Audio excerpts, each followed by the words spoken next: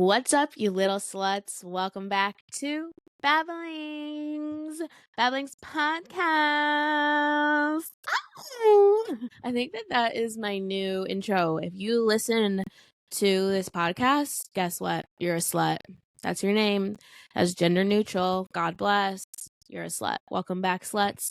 I hope everybody is having a great start to their week. This is coming out Monday morning of the 5th, but I am recording it on Sunday night, my birthday, May 4th. May the 4th be with you. That's right, ladies and gentlemen. I'm sorry, excuse me. That's right, you little fucking sluts. It's my birthday. I'm 27. Whoa. Can you believe? I can, I guess, I suppose. I'm really happy. The day didn't go exactly as planned. I had a great time last night, and today ended up being chiller than it was supposed to. And honestly, I'm like really grateful for it. I really just wanted that time to rest and relax and to chill and to just feel like, I don't know. Also, I just feel so together. My house is clean. I feel good. I feel great. You know, it's just, I felt so loved and like had so much joy and fun last night. And my cup is full, you know? I love when my cup is just full and I can just relax and enjoy having a full cup. Anyways, speaking of full cups, I am having a drink. So cheers, my loves. I'm having a neutral seltzer in a wine glass, black cherry. Cheers. Happy birthday to me. If anybody is my birthday twin, happy birthday to you. Happy Taurus season. Happy May babies. I love my Geminis. Okay, you're coming up next. I know. I got quite a few Geminis in my family.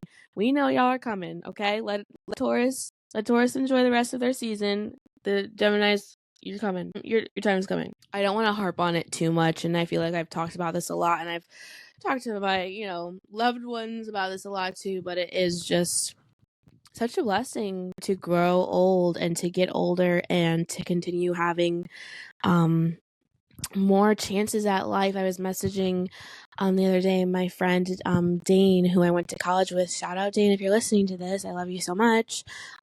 She's just, telling me happy birthday, and it's just one of those people that like you look at how much you guys have grown, and it's so beautiful, and like testaments to like when you just claw your way out of like the gutter and the bottom and like create something new and beautiful for your life.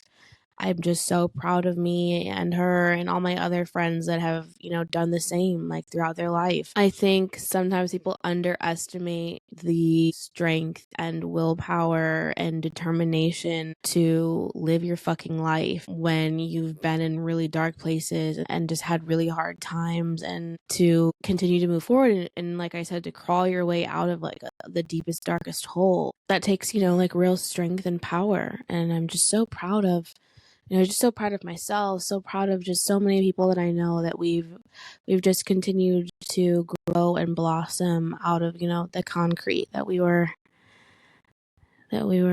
planted in. So, yeah.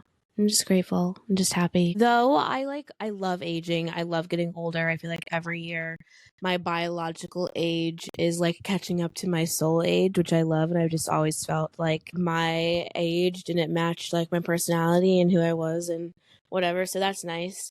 It's nice because I feel like I've always been, the youngest in the room a lot of times. I think I've talked about this before, and just, so it's nice, like, I don't know. People do, unfortunately, respect you more the older you get, and I understand why, right? Like, yeah, you have a lot of growing up to do. You have a lot of things to learn, and for your, like, brain to finish developing, it just feels like, okay, now that I'm, a certain age, like, I have to do less upfront work to, like, prove myself, I feel, because there's a bit of, like, inherent, like, okay, well, she's 27, she knows what she's doing. But yeah, all that to say, like, I do enjoy aging, but this year, I don't know what it is. I think maybe because my little sister is 10 years younger than me and she's going to be 17, and like that, just wow.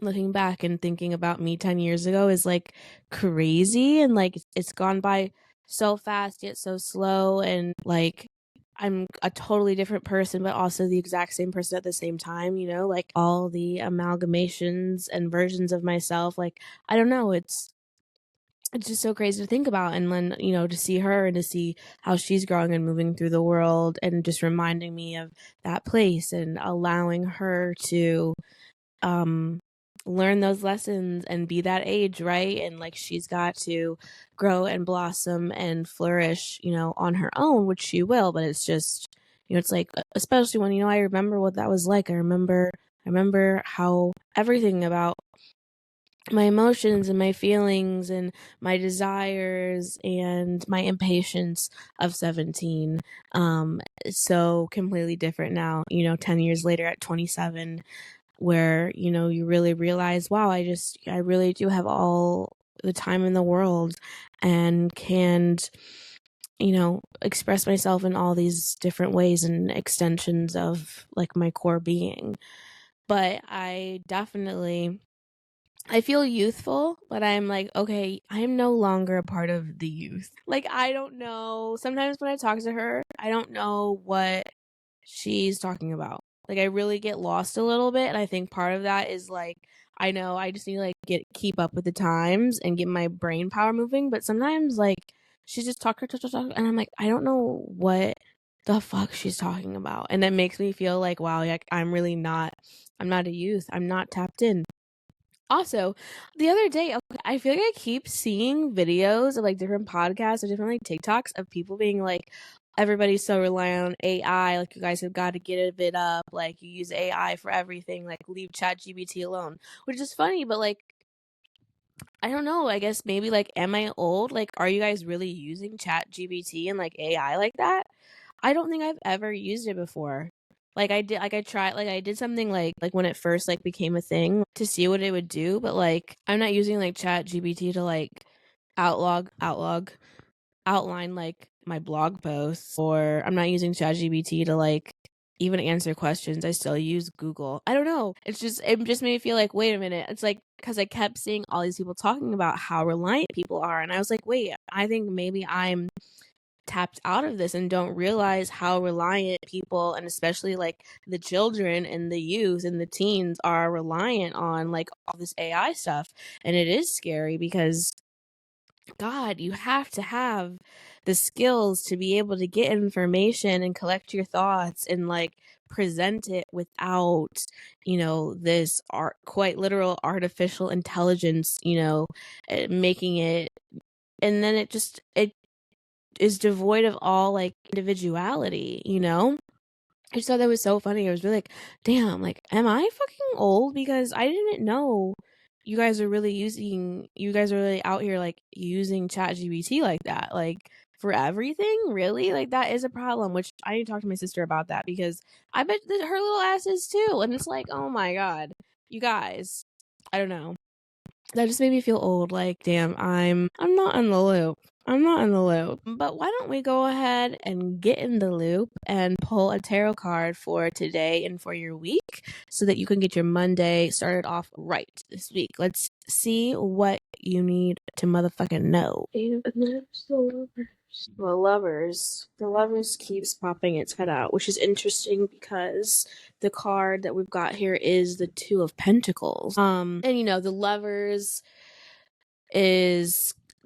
right, can be talking about connections and soulmates and quite literal lovers, but also the lovers is about choices and deciding who we tie ourselves to, who we don't, the type of person we're going to be, choosing between two different halves of self, and how we can, I don't know where I was going with that. That might not have made sense. But what came out is the Two of Pentacles, which I think is interesting, right? Because any of the major cards, like the lovers, is a more overarching theme. It's a lot more big picture when it comes to life, versus the different suites are a lot more grounded in like the day-to-day of life. And so, especially with the Pentacles, we've got the Two of Pentacles. I'll show it to you again.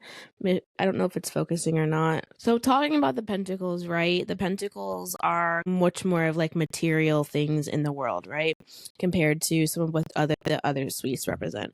So, we're talking kind of about everything. We're talking about money. We're talking about physical, tangible things in our lives, but also like people and relationships. It can also have to do with, you know, perspective. It could also have to do with life paths, different things like that. So when we're talking about the Two of Pentacles, he is juggling these pentacles here. And you also have the making of the infinity sign, kind of like this never ending loop. So the Two of Pentacles can be needing to find balance. It can mean that you are finding balance. It can be that you're juggling. The Two of Pentacles is also a very fun and playful card. And so it doesn't always mean, I like trying to choose between, like maybe you have different fun options, or maybe you are figuring out a way to balance different parts of your life. But with what else kind of came out with it was the Eight of Swords.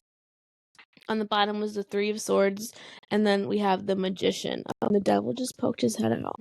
Eight of Wands. There's some sort of balance here that needs to be made this week. There's something keeping the message that from what the cards are giving is that there's something kind of keeping you stuck or maybe anxious this week, or something that's going to make you anxious, or there might be some old wounds, like heart wounds, that are going to get you like mentally trapped.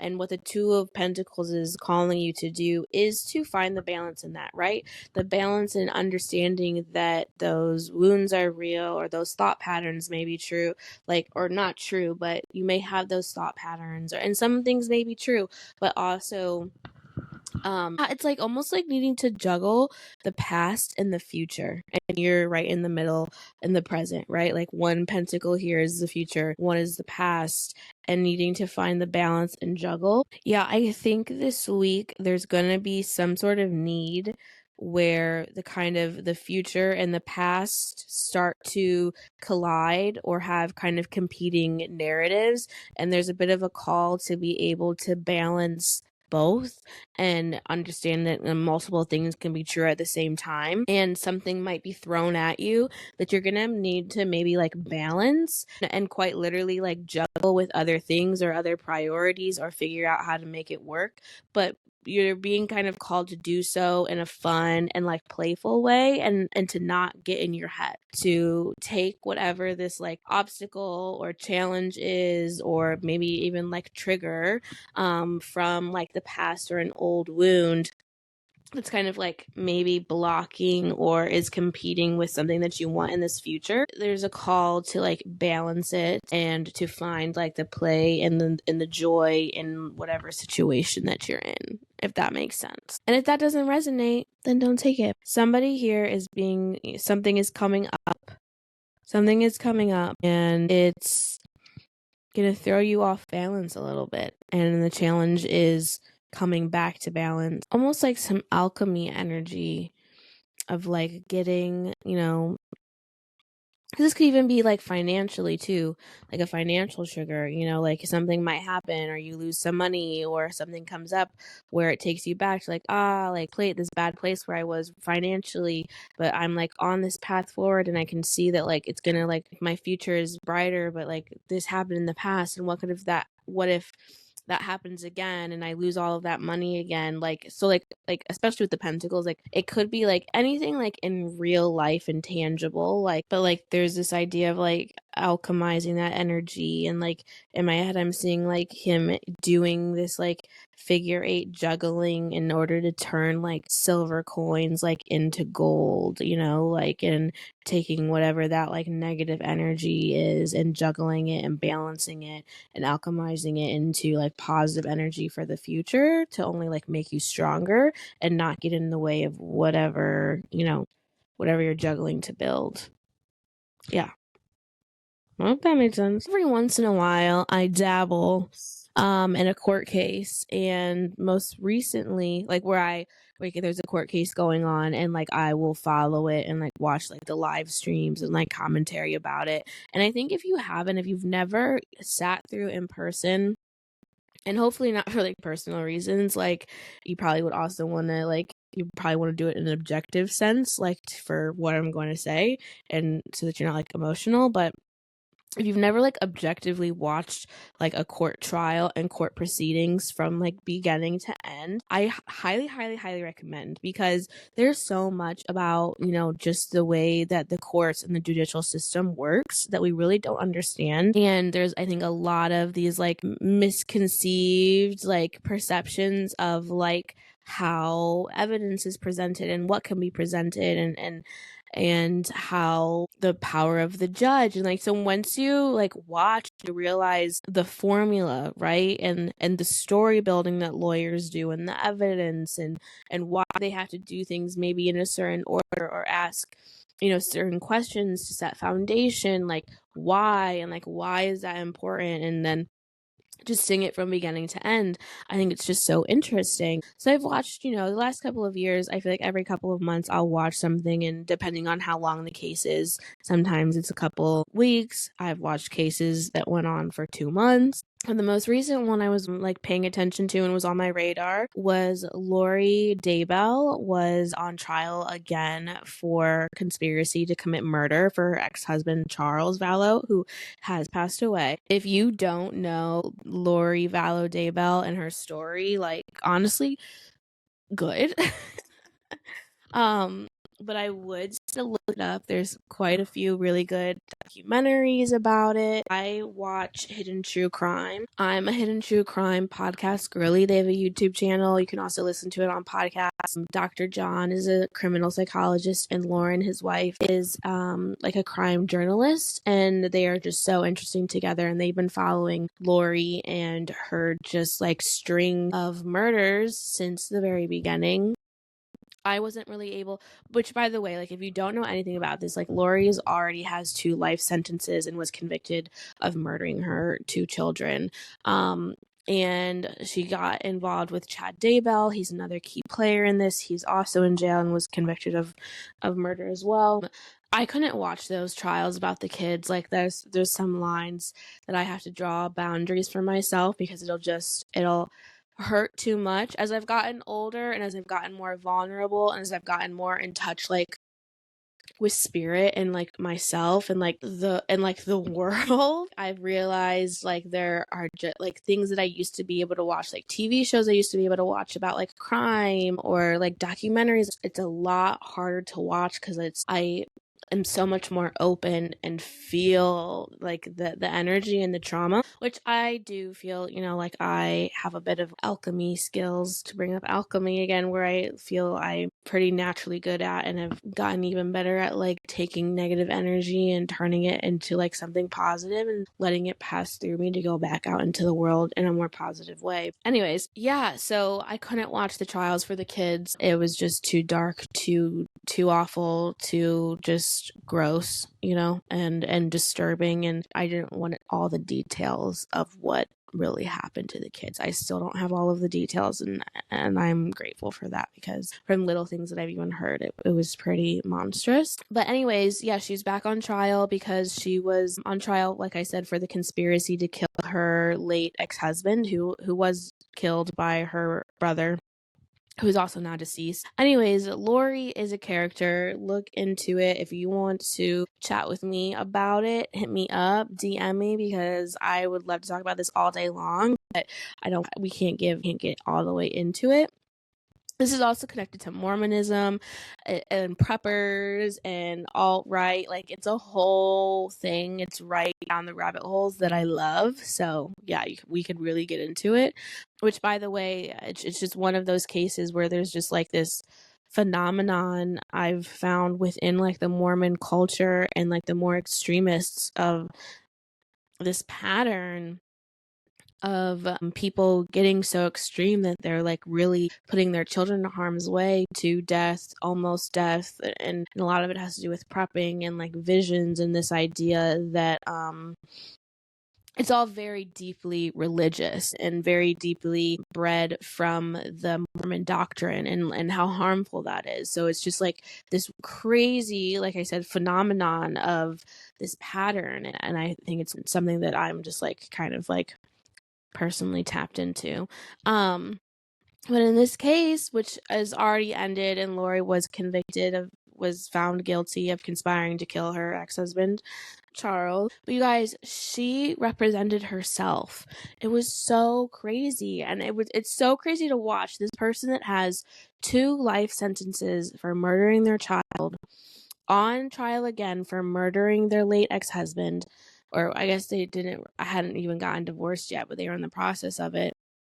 And the delusion you have to have, and like grandiosity or whatever it is, this inflated sense of self to like represent yourself in this murder trial. I think it's just so crazy. It was so fascinating to watch from a psychological standpoint, because I think it's really interesting to dissect crime. And Dr. John put it into words why I had been so into like the psychology of the crimes and stuff for a while. And it's because the more that we understand about crime, the more we can understand about ourselves and the way that people tick, and why, like the why and how people get from A to Z is so interesting for me. Whether I agree with it or not, whether I think it's horrendous or not, the way that we can manipulate ourselves, the way that we can be manipulated by others, the way we can like really rewire our brain or create like what this delusion like Lori has in order to do horrible things. I think it's important to study, because I think at the end of the day, anybody can be capable of that. And if we understand how they got there and why they got there, you're able to intervene sooner, right? And catch the signs sooner, and hopefully stop these awful and crazy things from, even getting to that point. But it was just so crazy to watch the criminal at work and lying and talking about her green chicken enchiladas, and it's just so crazy. I also on YouTube follow her son Colby, who's her only like surviving child, and he does a lot of commentary and has a podcast, and has also been reacting to this trial. And I just think it's crazy that he's able to do that. I think that has to be so hard and take so much strength from him to be able to process all of this, and like even just like listen to her talk, and then try to then also explain it back to us, so that we as like the viewers and the public can get a deeper understanding, and yet again like continue to be educated. Like to do that, I think is so impressive.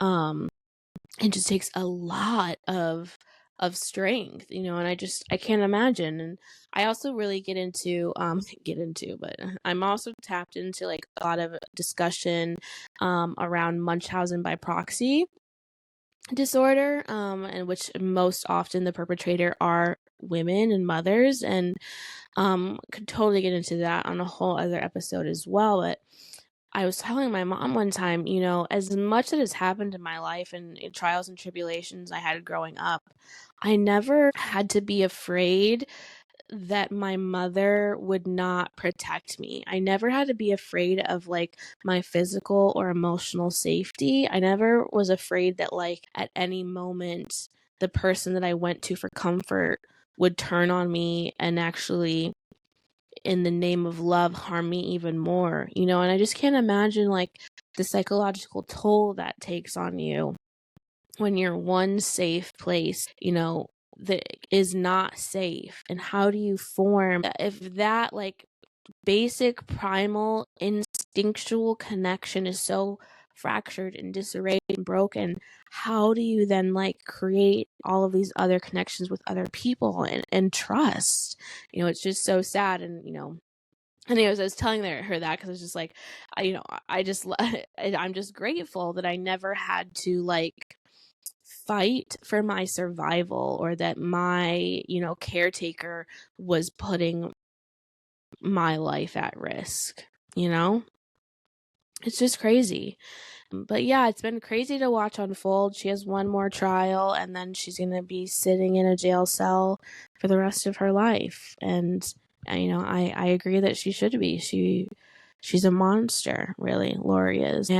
But yeah, I would suggest, Emily D. Baker usually follows trials. There's lots of other crime YouTubers that will follow and dissect and get into it, and that makes it a lot easier to follow the case when you're having someone like help you understand what's going on, because it can be confusing, and that's why people take so long to become lawyers and have to study so much, because it is a lot that goes into finding like quote justice, and it also shows the ways in which that the court can be manipulated, and the ways in which people have power, and if they have bias with their power, how they can manipulate to have different outcomes. So if you've never watched a trial from beginning to end, like, tap into something. Right now the Karen Reed trial is going on. I'm not really too tapped into that, just because it's, I don't know, I already believe that she's innocent, and I honestly think the police framed the whole situation. But that would be a good trial to tap into. I think Emily D. Baker on YouTube is reacting and commentating on that. So if you want to get on the action, I'd highly suggest. Now that I'm 27, I am approaching my Saturn return. Which Saturn will be moving into the sign of Aries, I think on May 24th. So that is coming up soon, and I don't really have my degree.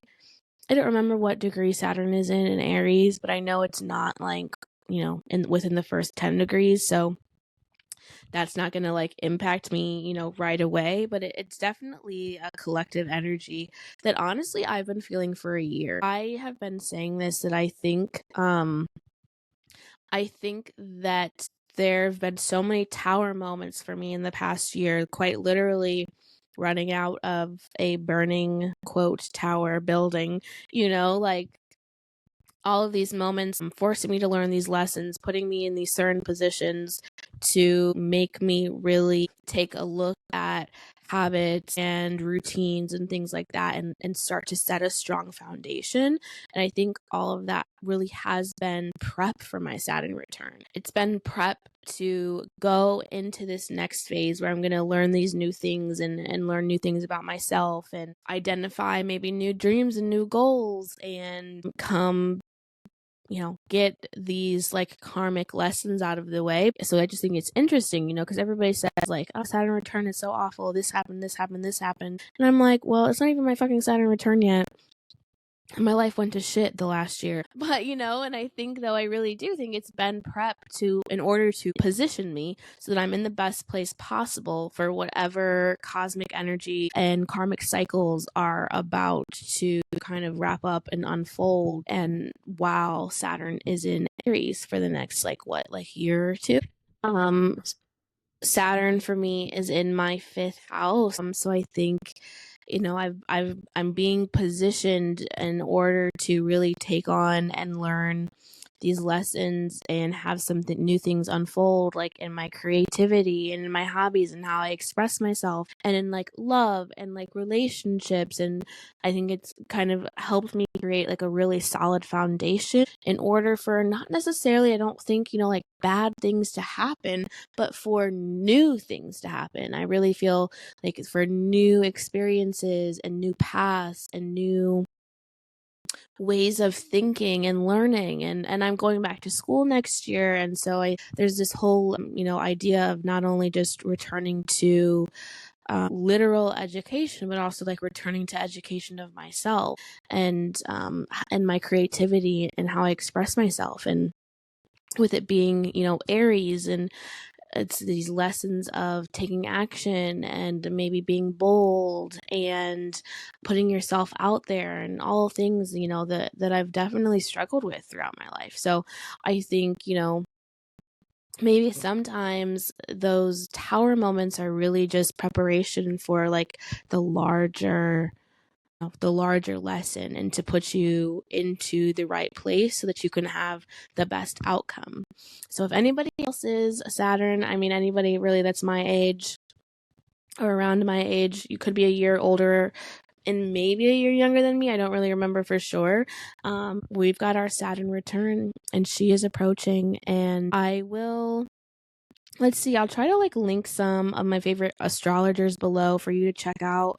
I always make sure too that you want to check out your rising sign, so when they're referencing the house system, so that it's correct and it matches up with your chart. But I think that we shouldn't be afraid. I feel like there's a lot of like fear mongering on the internet by like these like fake astrologers about your Saturn return, and it could be this, it could be this, it could be this. Like, yeah, it could be crazy and awful and hard, but I think mostly if you're going to be resistant to the change, if you're going to be resistant to the lessons, if you didn't in the pre-show follow the signs in order to, put yourself in the right place to receive the next lessons. Hello, beautiful girl. I love you, beautiful girl. This is my baby. This is my baby. She loves me. Okay, excuse me. Okay, Celine, figure out what you want to do so that I can figure out what I'm doing. Okay. Is this what you're gonna do? All this talk about birthdays, every year I always kind of have the same thought, because I go all out for my birthdays, or as all out as I want to go, but for me, I always make a point to make my birthday a thing. And ask anybody. I always have great birthdays. It's always a great time. We're always having fun. It's great people. We're having great food. It's all planned out. We're relaxing. We're vibing. We're chilling. And everybody always knows it's my birthday. But you know why everybody always knows it's my birthday? It's because I'm always telling motherfuckers that it's my birthday, right? I was at work the other day and somebody was like, oh, something about this weekend. I was like, oh yeah, my birthday's this weekend. And they're like, wow, happy birthday. You have to give people the opportunity. Like, you have to tell people. And then they're going to tell you happy birthday. And like just something little like that, it's going to make you feel like a little bit special. But I feel like sometimes, I don't know, I feel like people will comment that a lot to me, like, oh, you always have great birthdays, da da da. And the thing is, I love birthdays. I want everybody to have great birthdays. But I'll say it once, I'll say it twice, I'll say it to the ends of time. Nobody cares about your birthday more than you care about your birthday. And I feel like everybody maybe needs to like understand that. And here's the thing, because I think if you don't have that understanding, you set yourself up for disappointment. And I'm all about setting the right expectations. Setting expectations, verbalizing my expectations so that they can either be met or not met, and then I know what to go from there. But if people are just guessing what my expectations are, like, how will they know whether they're disappointing me or not? So anyways, but I say that to say, like, it's obviously that doesn't mean that people don't care about your birthday. I just mean that, like, I don't think it's reasonable to expect people to care more about your birthday than other people do. Because to anybody else, it's just another day. And of course you have your family and your friends and people, like, of course people love you and want to celebrate you. And it is a special day because they know it's your birthday. But it's also just like another day. Like, it's only for you, your birthday. And so if you're not like making it a thing, how can anybody else be expected to like make it a thing? You know what I mean? And now that's not to say to have no expectations of your friends or to have no expectations of like your loved ones, because of course, especially on like special birthdays or big milestones or different things, like there can be an expectation where people will plan something for you or make sure that they initiate the conversation or make sure that they do something to make it extra special for you. But nobody's gonna make it extra special if they don't know you want it to be special, or that you care, or that you want to put energy into it. Like, and that's what I mean. Like, it doesn't mean people don't care. It's just like, understand that nobody cares more than you. And it's an unfair expectation to think that people will. And especially if you don't even give people the chance to care about your birthday.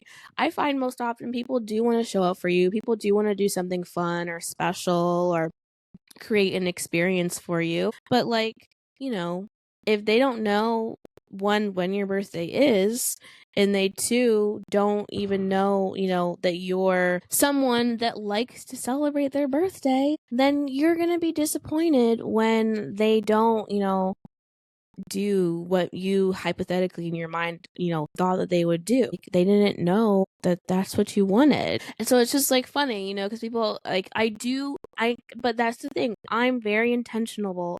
I'm very intentional about my birthday, right? How I plan it in advance. I give people advance notice. I make it easy. I make it clear. I do all of these things, in order for it to be easy for other people to come and to enjoy. And when you're like putting, effort out there and initiation, that like subconsciously tells people like, oh, this is important. Like, I need to pay attention. I need to show up for this person. They're, expecting certain things from me. You set the tone of your birthday. So like, if you're someone that you feel like you get disappointed, or like you don't get to have like your birthday, like a big birthday, or you always feel like, it's just like not the same as other people's, like, that's totally fair and that's totally valid, but like, people aren't mind readers. So like, you have to set the tone of like, we're gonna have fun, and we're gonna like what the energy is gonna be, like even just telling people a dress code so that they can, come dressed in like the theme or in the way that you want, like to create like an atmosphere or an aesthetic, And I think a lot of us are afraid to ask people for things. And I guess I just got over that, or maybe I just never cared, because I will, if I need something, I will ask you, can you do this? Or will you make me a cake? Or if I wanted somebody to plan my birthday, I'd be like, hey, can you plan my birthday for me this year? Or like, can you help me with my birthday? I've actually never had a surprise party, which is interesting. I don't really like surprises. Maybe you're someone that likes surprises though, and you have to like vocalize that and like let people know, and like not like, you don't need to like sit people down like, listen, I like surprises and I need somebody to do a surprise. No, but like over time and like throughout conversations, right? You like kind of like, people get to know you, and they should get to know like that you like surprises. If you like surprises, somebody might throw you a surprise birthday party, And along with that, you also set the expectations for your birthday. So if you have the expectation that like, it's like, oh, I don't want it, or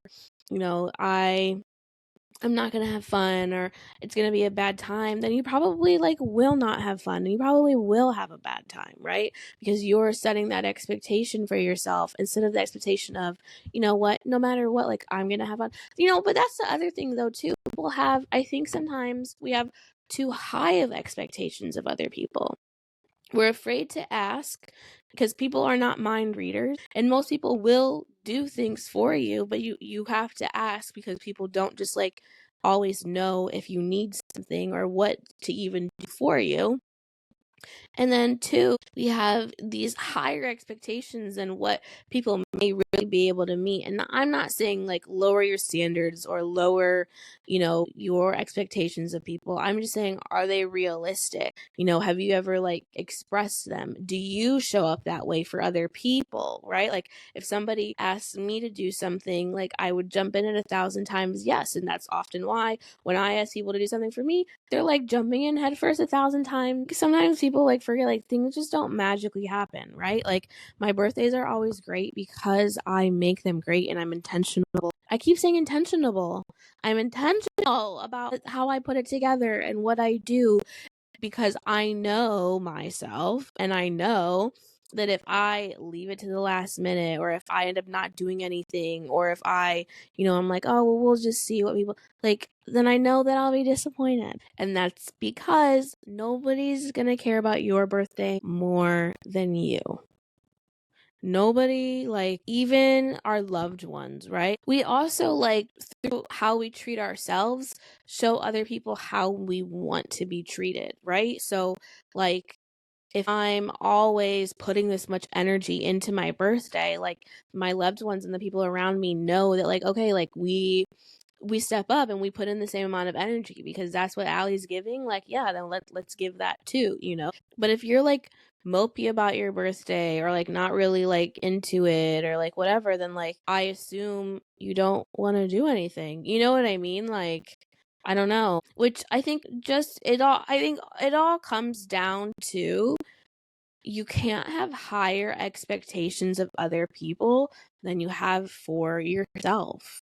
You know, like, you have to set a standard for yourself and like live at that standard, and then other people will come to that standard as well. So you set the tone, like I say.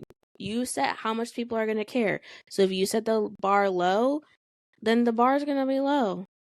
If you set the bar high and you have good people around you, because that's the other thing, I'm talking about, I have great people about me who obviously love me and obviously care about me and want to celebrate with me. But if I didn't make my birthday a big thing, it would just pass like any other day, and I would get texts, and it would be fine, but it wouldn't be a thing. And that doesn't mean people don't love me or people don't care about me. It's just, yet again, I set the tone of expectations. Now, if you do have shitty friends and people that are fake or just like really don't care about you in general, then like you just need to get rid of them. And like, they're obviously never going to meet your expectations because they're just like not good people to be around. But when you have good people to be around who do love and care about you and do want to show up for you, you have to give them the opportunity to do so by vocalizing and setting the tone. Set the bar. If you set the bar low, people are going to be like, okay, well, they're good with that, set it high. People will step up. And the people that don't step up are not, you then know, like, okay, well, I just can't have that expectation of you. And you either still want them in your life with that lower expectation, or it just, like, is what it is. And, like, we're just not meant to be, as close, or, like, you're just not meant to be a person that I celebrate my birthday with. If you can't show up for me and, like, at least get close to, like, the standard that I set for myself and for others. And I think that if you could, like, I just want people to, it makes me feel, sometimes, people are always like, yeah, but always talk about how great my birthday is. And it makes me feel sad sometimes because I want other people to feel like they always have great birthdays too. But it's hard when it's like, it really is up to you, like, my birthday is up to me. My birthday happens, like I said, because I make that shit happen. And if you want something similar, like, you have to make that shit happen too. And I will show up and I will be there and I will do it, but like, you have to set the motherfucking tone. I can't say set the tone anymore. Hold on. Let me finish this. I think I'm really truly babbling now. I think I've said the same thing 10 different ways in the last 15 minutes.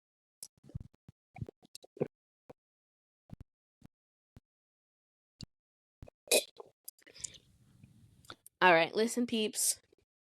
I'm out of here, you little sluts.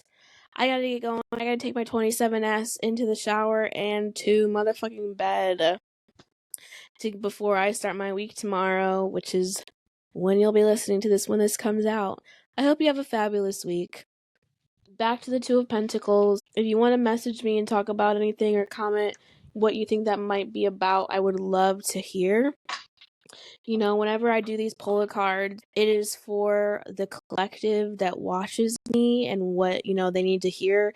It's a timeless, so it's whenever you're listening to this, it's what you need to hear at that time. But that just means that it's very general and is very broad. So it's hard, for me to know what it really even is about. It's just like a broad idea. So I would love to hear your comments and hear your specifics if that resonated with you. Because I love to, find out what I'm even talking about, because I don't know what I'm talking about. You know what I'm talking about. I'm just saying the words for you to interpret, for you to apply, but I don't know what you're applying it to, and I would love to know. So comment below. Make sure you are subscribed, like, comment, please share. In the episode description, I will have linked the May Babblings report that came out this past Friday. It's called the Ethereal Spring To-Do List. I've got all recommendations of what you should be watching, what you should be doing, reading, listening to in order to have the most ethereal, pixie, manic, dream girl spring and get ready for the sexy, hottest summer of your life. Okay? All right, that'll be links below. Make sure to check out my Substack, babblings.substack.com, to subscribe. Hopefully, in the next few months, I will be completely off Substack and transferred onto my actual website that I'm building. So, I don't know. We'll see. But subscribe to Substack for now. Love you guys so much. Thank you so much for listening. Comment below. I want to fucking talk, okay? I want to hear what you think. Please, even if it's bad, criticize me. I have tough skin. All right. Bye.